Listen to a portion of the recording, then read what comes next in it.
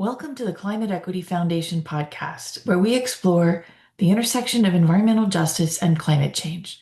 Guided by our mission, working for a just clean energy transition, we bring you conversations and stories that spotlight communities, policies, and potential solutions. Hosted by Jeanette Pablo, join us as we work to amplify voices and ideas that drive meaningful change. This podcast series focuses on small island developing states, the most vulnerable countries to climate change, facing threats such as sea level rise, extreme weather events, and coastal erosion. Welcome to the Climate Equity Foundation podcast. I'm Jeanette Pablo, and I'm honored to host Professor Gerd Masselink, Professor of Coastal Geomorphology and Head of the Coastal Processes Research Group at the University of Plymouth in the UK. Professor Masselink is recognized as one of the world's leading authorities on the coastal impacts of extreme storms. His pioneering research focuses on forecasting coastal change and developing tools to protect vulnerable coastlines from the devastating effects of extreme weather. Join us as he shares insights on how science and innovation can help shape resilient, sustainable shores for the future. Welcome, everyone. I'm pleased to introduce Gerd Masselink, Professor of Coastal Geomorphology at the School of Biological and Marine Sciences at the University of Plymouth. Gerd is one of the world's leading authorities on the coastal impacts of extreme storms. From the Atlantic coast of Europe to the atolls in the Pacific, his research has consistently focused on measuring and investigating the consequences of storms and then using the understanding obtained to develop methods and tools to predict our coastlines now and in the future. Gerd, can you tell us a little bit about, for the audience, a little bit about the background on your research and even maybe a leap, mention if any pathways for solutions associated with sea level rise?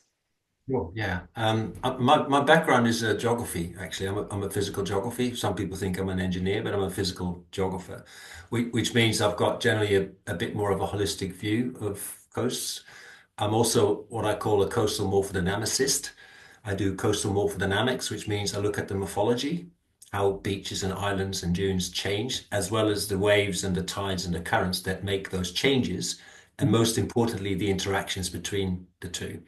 Why that is really important is that sea level rise affects beaches and dunes and islands in a certain way that it causes the islands and the beaches to adjust in their shape and size and position. And those morphological changes, they feed back to the waves and the sea level and the tides and the currents. So my view is really to look at both the morphology, what things look like, and also the processes that change it. And most of my work started only on beaches and dunes, sandy and gravel beaches and dunes. And they change all the time because of the waves change all the time. And then we had a major set of storms about 8 years ago in the UK, like really, really big storms, like a sort of the equivalent of a Katrina type of event that you have in the US. And that caused such massive changes to the beaches and the dunes that we sort of shifted the attention to looking at the effect of extreme storms on coastal environments, beaches and dunes. And then we brought in sea level rise, obviously, as well, because that's a sort of a long-term change in the processes that also causes dramatic changes to the coastline, but over a much longer time scale. So this is sort of how I got into it. Engineers just tend to look at how waves and storms affect overtopping and erosion and stuff, but I look at the interactions at the same time as well, which gives me a bit of a different perspective on how, for example, beaches and dunes and islands and islands and small island states, how they change as a result of sea level rise. In terms of solutions to consequences of sea level rise, that is a very big question. And the way I see it is that on the medium term, so let's say in the next decades, there's not much we can do in terms of policy that have any effect on the rate of sea level rise because there's too many lags in the system. So whatever we do, even if we stop burning fossil fuels now, sea levels will continue to rise for at least another 50 to 100 years, probably. It'll slow down, but it'll still go. So I just accept sea level rise as a given. Mhm. But then you think, okay, what can we do about it? So adaptation to rising sea level is the key here. We can't fix sea level rise in our generation. We can fix it for future generations, but not in our generation. So we need to adapt. And I see adaptation, so dealing with the consequences of sea level rise. I see that as picking certain adaptation tools from a toolbox, very much like a tradesperson. You use different tools for different jobs. You use a screwdriver for a screw, a hammer for a nail. So depending on what type of environment you want to adapt, you pick a different tool. So that ranges from hard engineering, seawalls and those sorts of things. If you have a coastal area that is very high value and high risk, like lots of infrastructure, critical infrastructure in place, you don't want to mess with that. You just have to almost like block the sea from entering. So you pick a big tool, the sledgehammer of coastal defense, like a seawall. But then if what you're trying to protect is not super critical, you have different tools you can use. You can have nature-based solutions that are a bit more subtle, that may still allow some flooding to happen, but limit the excesses of the flooding. Or you can do things like managed realignment, completely withdraw yourself from the coastline and give up some not critical infrastructure and rebuild further back and let the coastline retreat naturally, because that's what happens under the influence of sea level rise. And then I guess the most extreme adaptation tool is relocation, is basically moving people from one place to the other. But you pick the right tool for the right job, and it's not like one solution, one size fits all. It is much more nuanced than that. And then there's a whole bunch of adaptation methods that are often not even considered as adaptation. Something like an early warning system, particularly relevant for small island states. If you don't have the money to build a seawall, if you don't have the money for mangrove restoration projects, well, at least you got to give people some warning if there is a big event coming, so people can get it out of harm's way. So early warning systems is also a tool in the adaptation toolbox. And then the one that I think is probably the most important one, that it should be the first one to see whether it is possible, is planning, is coastal zonation, is to avoid burdening future generations with development in the zone that is likely to be affected by sea level rise in the next generation. So coastal zonation and planning are also adaptation tools. So it's a range of different tools for the job, and it's not one size fits all. That's very compelling. Thank you very much. I wouldn't have guessed some of your solution pathways, but they make total sense. Thank you. The So, other, the other thing that's important to bear in mind is that you have to be flexible in your adaptation as well. Like we get updated projections of sea level rise every 5, 6 years when a new report comes out. Sometimes it's worse than we expect, sometimes it's less than we expect. We also have other things happening, like changes in the wave climate, changes in rainfall patterns, all sorts of other things are happening in the future.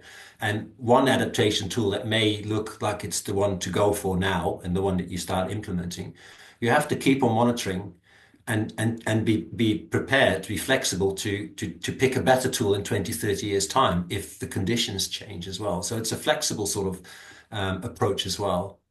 It's been formalized by some researchers in the Netherlands. It's called Dynamic Adaptive Policy Pathway, DAP for short, which is really allowing you to change the tools as we move into the future, depending on the conditions. So it's about multiple tools and be flexible. that makes a lot of sense. I mean, things don't really stay static, and I can see where then you can incorporate all the new learnings, all the new technologies, thinking and policies. So that's great. Oh yeah, thank Right, you. because we also discover new ways of coastal protection every time as well. Like nature-based solutions wasn't even something that existed 20 years ago. And now it's almost like the go-to tool for many places.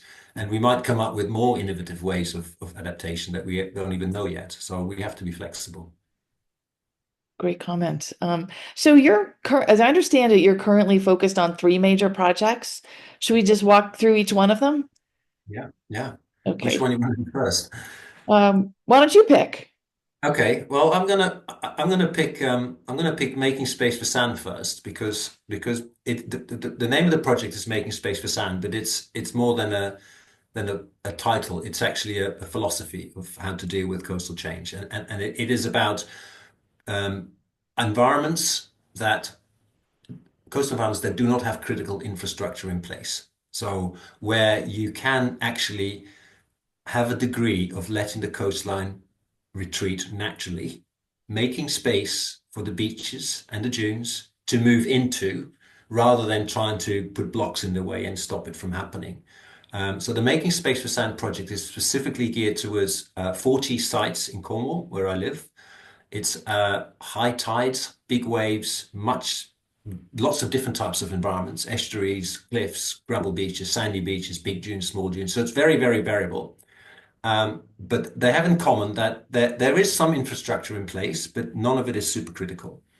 What it also has is local communities that sort of look after their local beach and dune system. They have almost like a shared ownership of it, and they have a care for it. The project is about informing them about what is likely to happen in the future in terms of retreat and erosion and dune retreat and those sorts of things. And then working with local communities to find ways to make space for sand without it being too disruptive to how the people use the coast at the moment. So it's about finding sustainable solutions to managing these different sites. So my group or our university, we provide the science. We do measurements of beach change, dune growth and dune retreat and effects of sea level rise. We put that added understanding in developing tools and models to predict how the coast will develop in the next 20, 30, 40, 50 to 100 years. And then work with local communities of how can they adjust and adapt to those changes that are undoubtedly going to happen. Mhm. So it's not actually that much about educating people in terms of sea level is rising. They all accept that. They also accept that the coastline is eroding. They understand the basic science behind the consequences of sea level rise. They understand that the beaches will replace the dunes and that the dunes would try to move landward and that you may lose car parks or toilet blocks or maybe some houses or some road. But it's about quantifying the changes and finding adaptive solutions to the problem. It's actually they're not solutions because we just allow it to happen, but in a Uh-huh. sustainable way without compromising the functioning of that beach. So people can still go to a beach that's eroding, people can still go to the dunes, but the car park may have to be moved. Mhm. How much does the car park have to be moved? Well, we're going to say we make a prediction. So don't move it back 20 meters because then in 10 years' time you have to move it again. So be on the front foot rather than the back foot to face the challenges of coastal change.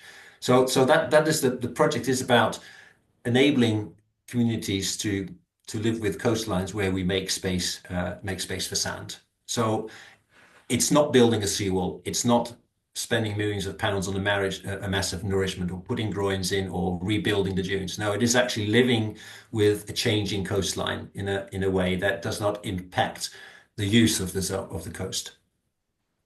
So I'm just realizing that my language of solution pathways and solutions is probably a little bit too narrow, or that it's really a little bit more about behavioral Hmm. adaptation They're as a not solutions. That yeah. solution is problem solved, but it's Uh, not. It's not like, well, right. a seawall is a problem solved. If you have a problem like coastal flooding, let's say you have a coastal town and it gets flooded once a year, and with sea level rise, it will start to flood maybe once every month, and then maybe once every week. So a solution would be to build a massive wall around it because you Mhm. will fix your flooding problem. But at the same time, you probably make it impossible. The beaches will disappear in front of your seawall.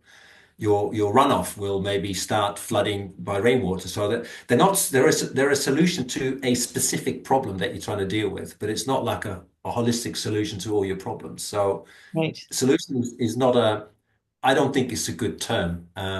People talk about nature-based solutions as well. I call them nature-based measures because Mhm. if you restore a mangrove, you don't solve the problem of flooding. Right.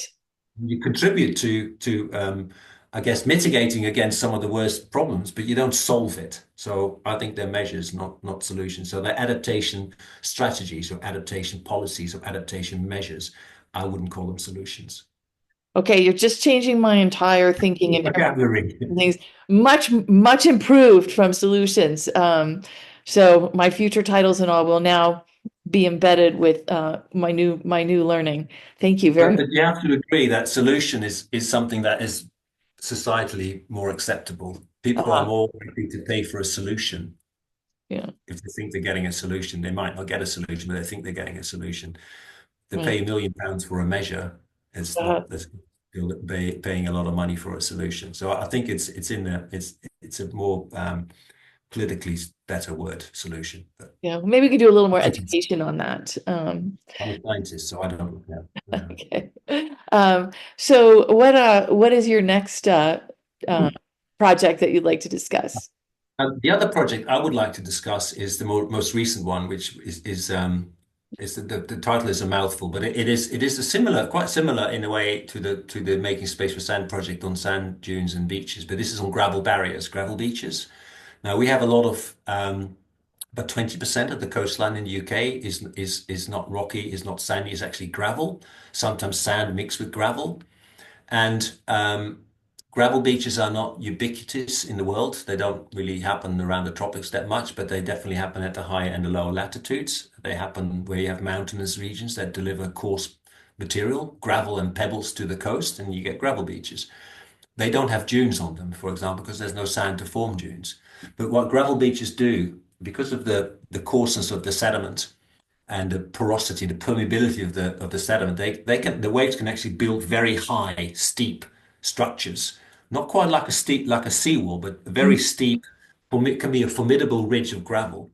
For example, Chesil Beach in the UK, the gravel beach is 18 meters above sea level, right? 18, right? Which Okay. which basically means that under certain conditions, with big waves and big tides and a storm surge, the waves reach up to 18 meters height to form these ridges.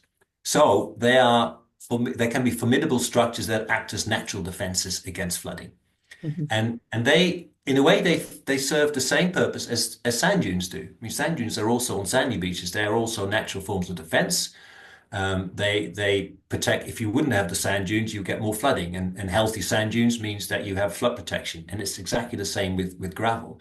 But most research has been done on sandy beaches and not on gravel. So we don't understand as well how gravel moves across and along the beach as well as we understand it with sand. So there's a bit of a gap in our understanding.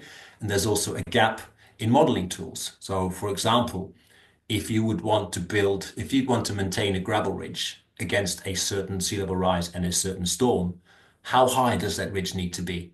How wide do we need to make it? So can we construct these natural defenses? Can we help nature construct these in a way that they continue to protect? So this project is about adding this understanding to feed into helping manage the coastline better using these natural defenses.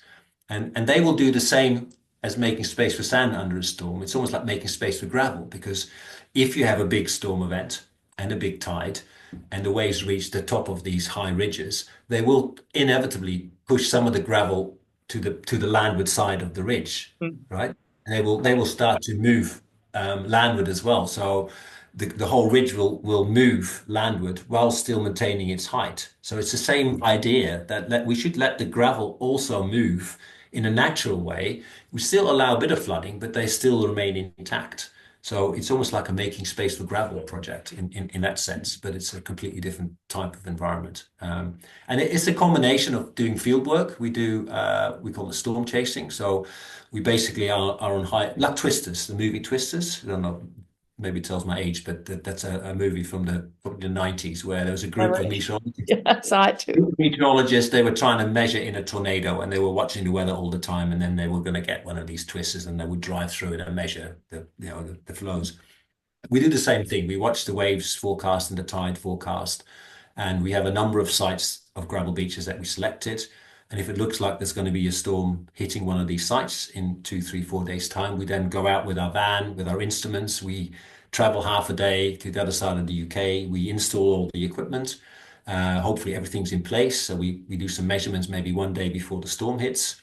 Then we measure throughout the storm, and then we measure a couple of days after the storm. And that helps us understand better how these gravel beaches respond under really extreme conditions.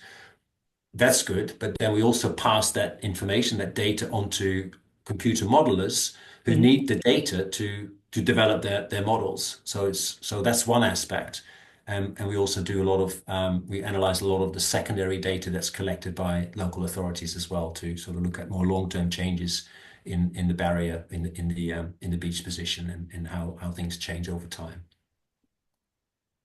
A lot of a lot of different kinds of research.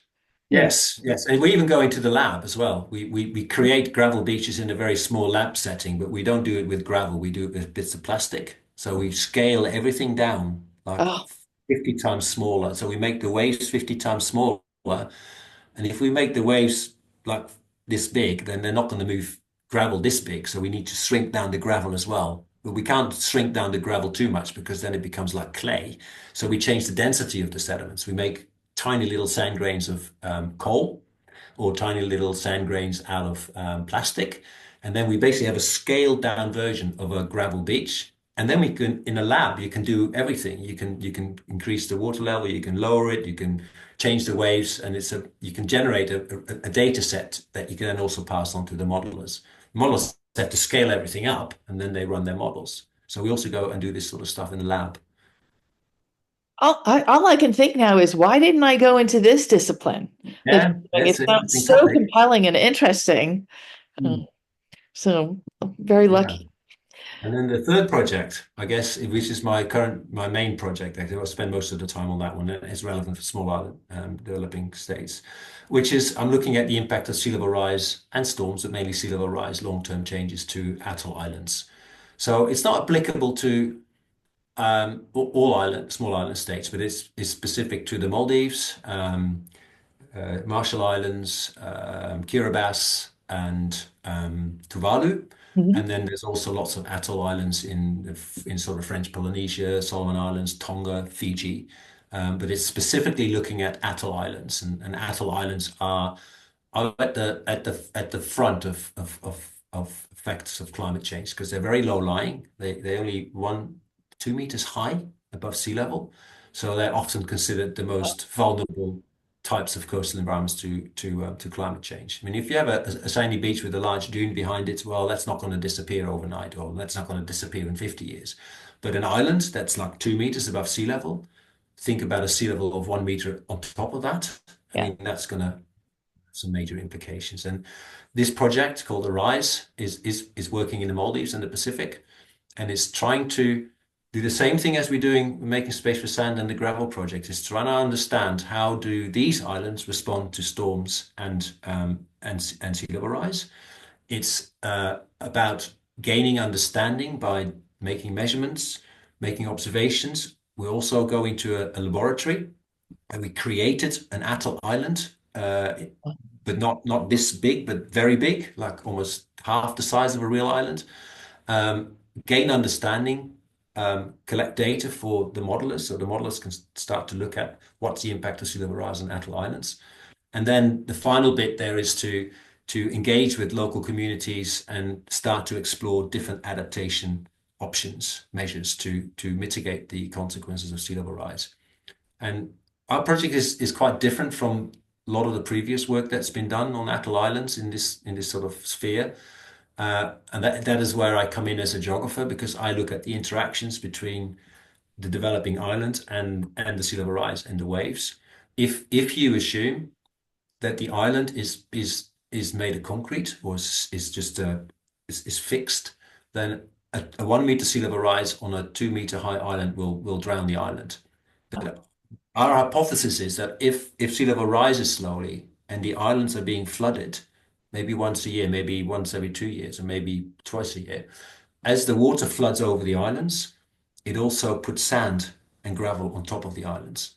So the idea here is that as the islands are flooded, which is clearly not something you want if you live on the island, but there's a positive side to it, is that every flood will slightly increase the elevation of the island.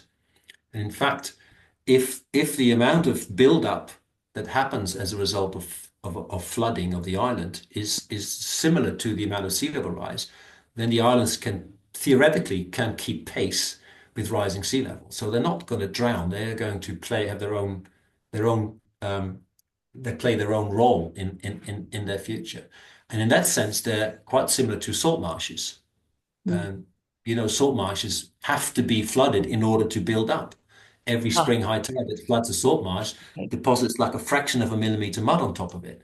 And salt marshes actually keep up with rising sea level because of the flooding causing the deposition. And we want to look at, how valid is this for atoll islands? Is it possible for atoll islands to keep up with rising sea level as when you allow them to be flooded? Now that's an interesting academic scientific question, and there's some real strong arguments of why this is actually happening on many islands because that's the process that built the islands in the first place. Right. So you got to wonder about how did the islands form? Well, these islands formed due to storms. Storm waves take sand and gravel from the coral reef environment and build these islands. So it's not like these islands were there all the time and now sea level rises. No, they are constructed by storm conditions. So why should they now all of a sudden stop developing? And so I think there's a geologically very strong argument of why this could be a valid mechanism for island adjustment. But there's probably limits. I mean, we need to find out, is this only valid for slow sea level rise? And if the sea level rise very rapidly, are they then going to drown because they can't keep up? So it's about understanding that process and finding out under what conditions can an island keep up and under what conditions does the island progressively drown. So it's looking scientifically to that. But there's a really important application to it because the flooding that is required to allow these islands to build up is not particularly dramatic flooding. It's not like a Katrina 4 or 5 meter storm surge that engulfs a whole town and drowns the whole of New Orleans. It's not like that at all. These flooding events tend to be relatively benign. They're not necessarily life-threatening. They're definitely a nuisance. Mhm. They are financially damaging infrastructure, but they're not life-threatening. So if you can come up with adaptations on these islands where you allow the flooding to happen and mitigate against the excesses of flooding, but think of things like that improve the flood-proof housing, site your critical infrastructure a bit towards the back of the island. Have something that slows down the flooding by restoring the vegetation on the ocean side of the islands. Have an early warning system so you can at least reassure people that, okay, we are allowing the island to flood, but these are the safety measures we're putting in place. And in the long run, this will benefit the island because the island will be allowed to build up. Now, that is sort of what I'm working towards in the end to see whether we can start to look at those sorts of adaptation solutions for some islands. Now, this is not going to work on every atoll island in the world because there are lots of atoll islands that already have a seawall. Now, if you have the seawall, then the island's not being flooded. The island will not build up. So once you're on that seawall pathway, very difficult to get back from it. Once there's a seawall, there people put lots of infrastructure in place. You cannot go back to what we call natural adaptation. But most of the islands, certainly in the Maldives, are natural. They are not super developed. We're not talking about resort islands. We're not talking about Malé, like the capital. We're talking about most of the islands are very natural. They don't have any coastal defenses in place. They already have some sort of setback limit. They have a 20-meter buffer zone with vegetation. They already have a sensible way of where they put their hospital and their energy or their diesel generator. So they already have subconsciously already done some Right. smart things there. But there's a lot more things that can be done. So we are hoping that with the science and the models, we can make predictions on how a certain island would develop and how the flooding would increase in the future and whether that is not too bad that people can still live with that and what they can do to sort of mitigate against the worst flooding events. So it is again, it's sort of allowing natural island development to happen while still allowing the islands to be habited. That's sort of the idea behind that project. But it's, yeah, it's not a panacea. It's not suitable for every single island, but there's a lot of islands where this could be a strategy because, quite frankly, the other two alternatives are either building a seawall around the whole island, and these are islands with 1,000 people maybe living on it. There's hundreds of islands with 1,000 people living on it. They're not all going to get like a 20, 30, 40 million seawall. These countries, they can't afford it. So that's not really an option for all these natural islands. And the other alternative is relocation. Just basically tell the people you need to move sticks, which is incredibly traumatic and very undesirable. So we're trying to explore this middle ground by looking at this natural ability of the island to adjust, make sure the flooding is not too damaging, and see how we can design a package of adaptation tools that will allow the island to build up and adjust to rising sea level whilst not compromising too badly the way people live on those islands. I look forward to your future work. Yeah, yeah, and I mean, it's Fascinating. a super new idea, but it is definitely very different from where the field is moving to in terms of adaptation solutions for these islands, because it tends to be seawalls or massive nourishment, like on Tuvalu. Uh-huh. They're basically building a whole new section of island at the back, building new islands, like in the Maldives, completely new island, 1 meter higher than the present one. These are all good things that should happen on islands that have already had lots and lots of development. But this Mhm. is specifically something for islands that are relatively they're supernatural, and there's not a lot of people on it. It's for those types of islands, and most islands are like that. So we'll Wow. see what happens, but that's the aim, that's the goal. It sounds like a great project. So I just have two more questions, and then anything else you want to add. So I noticed one of your recent papers discusses satellite-derived shoreline data. What can we Mm. learn from this? Um, I mean, it's a satellite-derived information anywhere, whether it's the coast or rivers, or it's like really a buzzword, and particularly in combination with AI, artificial intelligence. And there's no doubt that they've sort of revolutionized the way we monitoring our coastlines, and they have greatly expanded the environments we can look at because satellite data is globally available. So you could look at coastal change globally by tapping into all this data.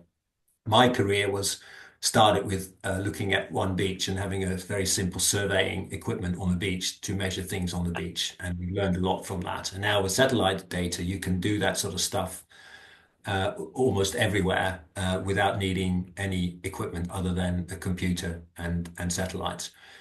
So there are new discoveries have been made, using this sort of method. But there's a flip side to this, because it's often oversold as, okay, we don't need to measure anything on beaches anymore. We don't need to go out and deploy equipment. We can derive everything from satellites now, and there's no way that you can be as accurate with on a certain beach with a satellite than going out and measure things. And so it's a shortcut. It's not super accurate, but it's got fantastic global coverage. And the accuracy is down to well, many things, but it's certainly down to the pixel size of the satellite data. Mm. So, for example, if you want to look at coastal change in the last 50, 60 years, you can start tapping into Landsat data from the 1990s, but the footprint, the pixel size of that data is 30 meters. So you got to have changes more than 30 meters in order to be picked up by satellites. And even the more recent Sentinel data, which is sort of the last 10 years, so it's more or less, that's still 10 meters.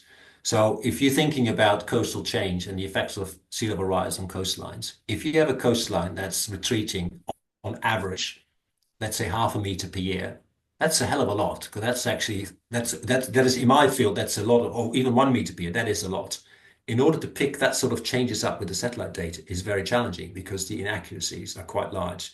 So you need big changes for them to be measured by the satellite data. So where are they really valuable? Like deltas, for example, or rapidly eroding coastlines or rapidly prograding coastlines. Fantastic. There's no way that you could get that sort of coverage. And then the other issue is that I've got a PhD student who's using satellite data to look at gravel beaches. Now gravel beaches are quite steep, and they don't really change that much, right? So we have a gravel beach that maybe changes 10, 20 meters on a couple of year up and down. We can't even pick that up with the satellite data because A, it's not accurate enough, and B, the cloud cover is just horrendous. So there's certain countries where satellite data is fantastic. Australia has fantastic coverage and also has very limited cloud cover. UK, for example, is appalling coverage. You think there'd be better coverage, it's not, and it's cloud cover. So if you want to look at seasonal changes, like weekly changes in the shoreline position, for example, you need a good image every week Mm, or 2 weeks. Now we have some of the data that we looked at. We got one or two useful images in a whole year. So there's a limit there as well that some areas are just not that great. But those are sort of significant issues with using satellite data to do coastal monitoring. But they don't invalidate the statement that they've been a game changer in many ways. They've made things possible that we can't do now. We have people that look at global changes in sandy beaches. And I don't know how you would otherwise do that. And every 500 meters, they have a result. Now, whether every result is 100% accurate, it's not, but it's maybe 95% accurate. Because you can't check every single site because you got tens of thousands of locations if you do that global yeah. cover. So to look at global trends, uh, significant large changes in whatever you're trying to monitor, absolutely fantastic. For site-specific studies, where you've got to come up with solutions and you need good data to inform your models, it's not so great. That's fascinating. So my last question is, I noticed just briefly that in the Making Sand Space for Sand, there was a community engagement team. Yes. And Yeah. I'm interested in sort of the role of a community engagement team in this space. Yeah. Yeah. I wrote it down actually because I'm not going to read it out because I don't think I wrote it down in this document. For the making, I think community engagement is actually important in most projects that I do currently. I sort of feel a little bit like I get paid by taxpayers' money to do what I love doing, which is just solve or come up with answers to interesting scientific questions. I increasingly feel slightly guilty by indulging in that sort of thing. So I feel increasingly that we need to put something back, and I think that every sort of scientist feels that now. We need to have some sort of positive impact, some positive change has to come out of all this research. We can't just keep indulging ourselves in writing scientific papers that no one reads. And that's quite difficult for scientists to do because they often don't speak the language to communicate clearly complicated ideas to the public. Uh, and so I try, but having a dedicated community engagement crew or team as part of a project is gold dust because I talk to them, I explain things to them, and they tend to be slightly well, a lot more educated in the field than the general public. So there's already, I have to, it's easier for me to communicate to them than to the general public. And they're not afraid to ask questions, say, well, I don't understand that, explain that better. Or is there not a better way of visualizing this? Because we need to talk to the community. So it's a really good way of communicating the scientific understanding, the new scientific understanding, and the implications of applying new models and tools to the public through the intermediary because they organize workshops, they organize seminars. They have a game called Coastal Simulator where they basically get the whole community together and they basically say, okay, here's a hypothetical location. We have rising sea level. This is what the area looks like. What are the sort of things that you're thinking about? What we could do about it? And then they just have like an interactive sort of almost like a game of how to deal with the consequences of climate change. And we do this as well. So we don't do it with the community, we do it ourselves, and we're not very good at this at all because we're way too scientific about it. But it allows the communities to learn about well what's happening and why things are happening, the processes that are happening, and the consequences. And then it allows them to think about potential solutions, and then they get said, okay, that is maybe not a bad solution, but have you actually thought about the implications of doing that? And do you even realize how expensive that solution is? Because when people are not informed about their stretch of coastline, and increasingly governments have to engage with communities to get their ideas passed. So if they want to build like for example, you do a beach management plan. You first look at what are the problems on this beach, what are the processes that cause the changes, what can we do about it? You make a long list of potential adaptation tools that you could apply. And then that gets whittled down into a short list. And then at some point, a decision has to be made what to do. Now, most communities, if they're not well informed, they would immediately say, why don't we build a seawall? Now, they then have to be told that is a solution to your flooding problem, but you will lose your beach because the sea cannot move back. You're not making space for the sea to move into, so they will start digging away your beach. So you will have the seawall. You will be protected from flooding, but you will no longer have a beach. And then they think, okay, well, okay, I didn't know that. And do you even realize how expensive that is?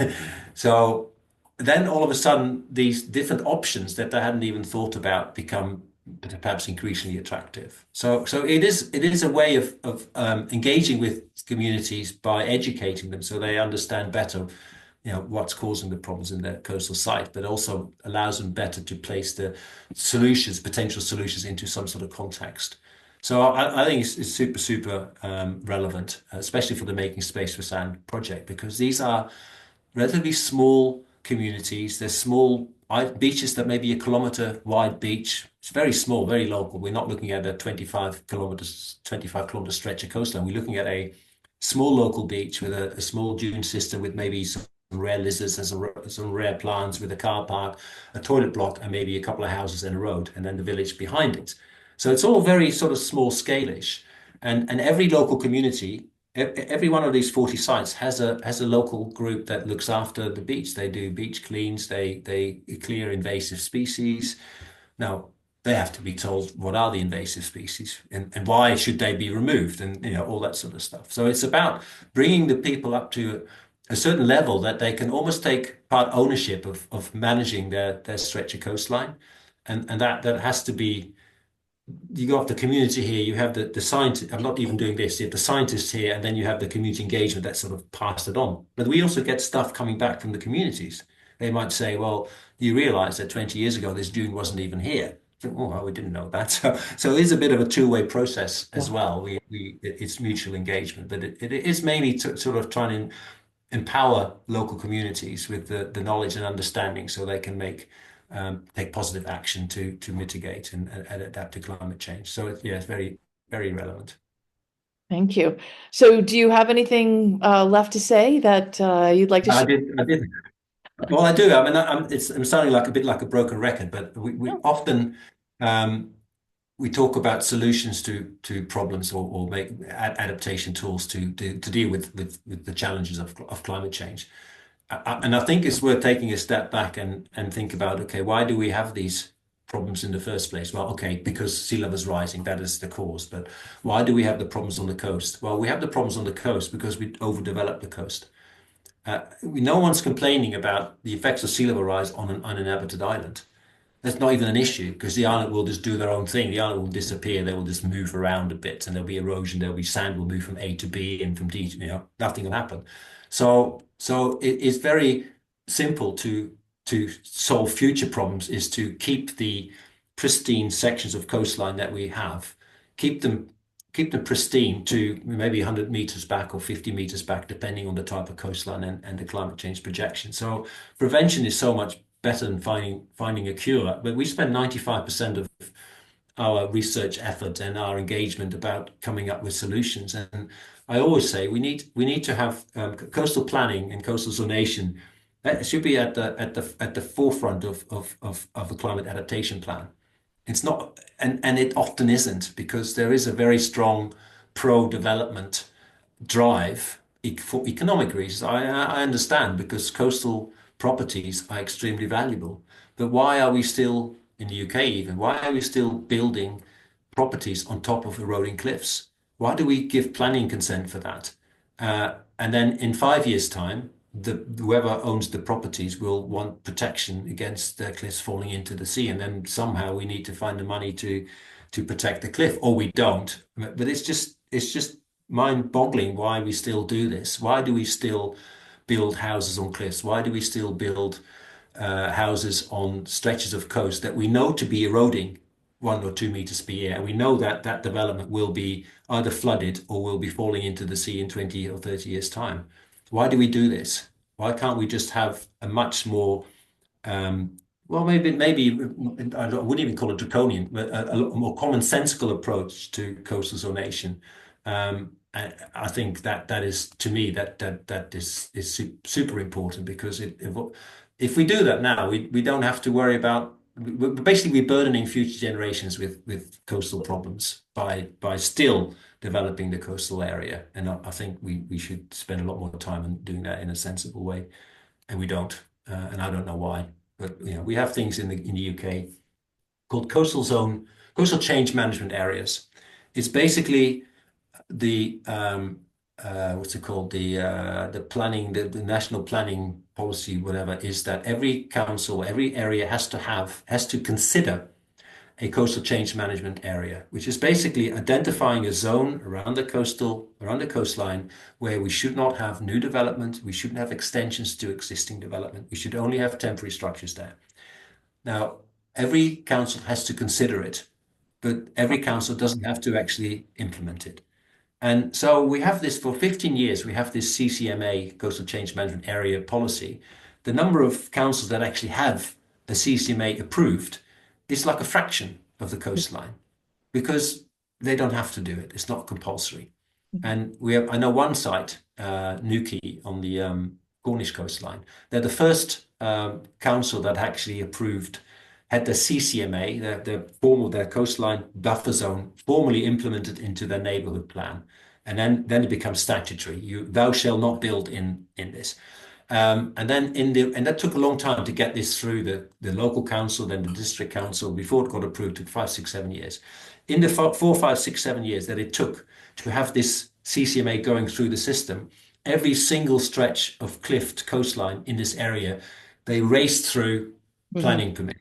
So now they all have planning permission in an area that's now a CCMA, but because the planning permission predates the CCMA, they can still build it. And this is, to me, I don't quite understand why that's happening. Yeah. Well, a lot to think about. Thank you so much, Ed. I really appreciate your time. You've been very generous with it. It's been a pleasure listening to you. And I know we'll all look forward to hearing more about your critical research. And I hope to meet you in person one day. Yeah, But well, thanks. yeah, thanks for giving me the opportunity. I think it's a really good thing to do. I'd like to talk to as many people as possible about this sort of stuff, because I think it's important. So thanks for giving me the chance. Absolutely. Thank you so much, and enjoy the rest of your evening. All right. Thanks, Jeanette. Thank you so much. Take Bye-bye. care. Bye-bye.